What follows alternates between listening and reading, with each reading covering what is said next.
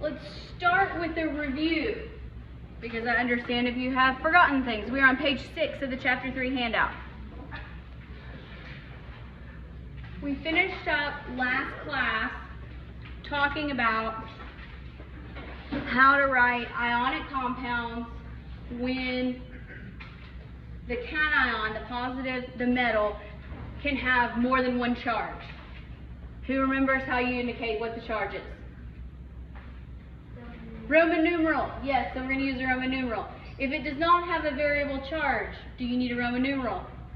No, okay?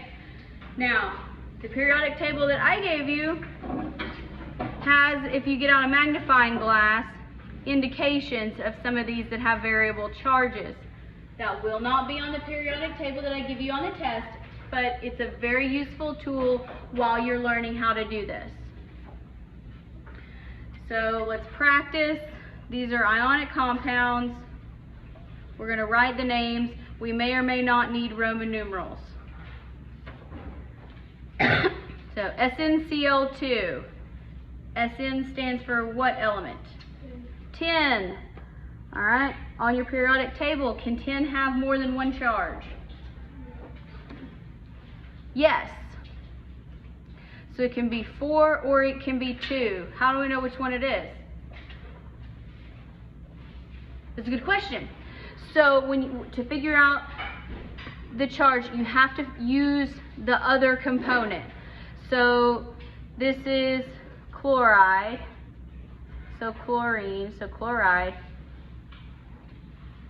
What charge does chlorine have?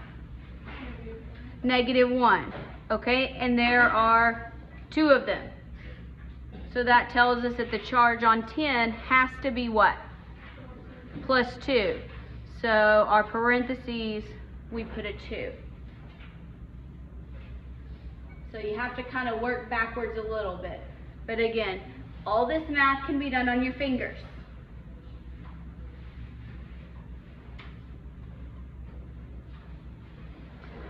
All right, Fe and O. What's the first part of our name? Iron.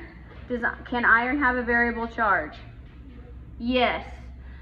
So we got to look to the anion, which is an oxygen. What is oxygen charged? -2. Because it's here in the -2 column on the periodic table. If you don't have your columns labeled, make sure you do that. One of the first things you should do on the test. Mark up your periodic table. All right, so if oxygen is -2 and we only have one of them, iron has to be what? +2, so we put a 2 there. That's not an 11, that's a Roman numeral 2. And then we name our anion, so oxygen becomes what? Oxide.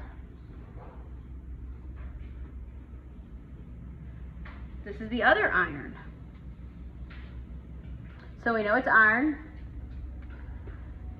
We don't immediately know what the charge is, but oxygen has a charge of -3 or -2. There's 3 of them. So what does the charge on iron have to be? 3. Yes. And it's still oxide.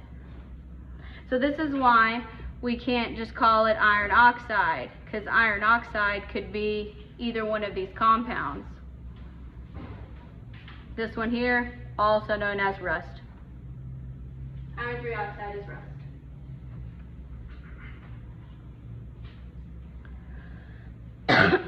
So when you look at this and you say its name out loud, you would say this is iron 2 oxide. That's why I'm not telling you the name of it. Is anybody confused as to how we got to the 3? Don't suffer in silence, don't be afraid. Okay. Cu2S. Cu stands for what? Copper. Can copper have more than one charge? Yes, it can. All right, so our anion is sulfur. What's sulfur's charge? -2. Okay. So what does the charge on copper have to be here? Look, there's 2 of them. Yes, so copper's +1 because there's 2 of them. So copper 1, sulfur becomes what? Sulfide.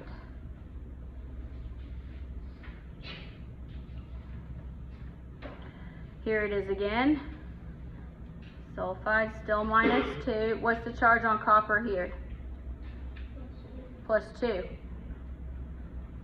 So there is a difference between copper 1 sulfide and copper 2 sulfide. Now, remember that the Roman numeral tells you what the charge is. It does not tell you what the subscript is. You still have to figure that out. Because look here, iron 2, look, there's no subscripts here. It's not the subscript. It tells you what the charge is. So you write the charge above it. So let's throw in a little bit of mixed review here. We're going to do magnesium chloride, sodium sulfide, copper 1 oxide, zinc phosphide, gold 3 nitride, and cobalt 3 fluoride. It is okay to work ahead of me.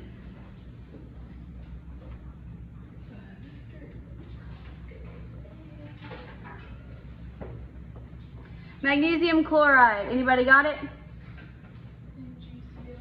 MgCl2. Magnesium is Mg, it has a charge of +2.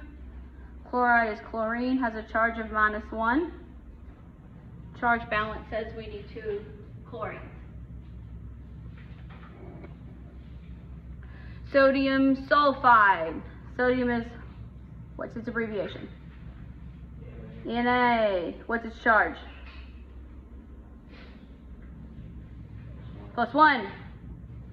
And sulfide refers to S. What's its charge? -2. So do we have charge balance? Not yet. We need 2 sodiums. Na2S.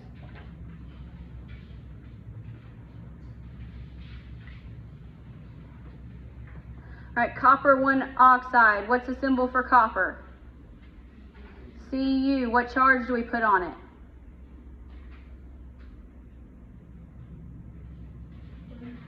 What's this? +1. The Roman numeral tells you the charge. It does not tell you how many there are. You have to figure that out. Oxide is O, -2. We don't have charge balance yet, so we need 2 coppers.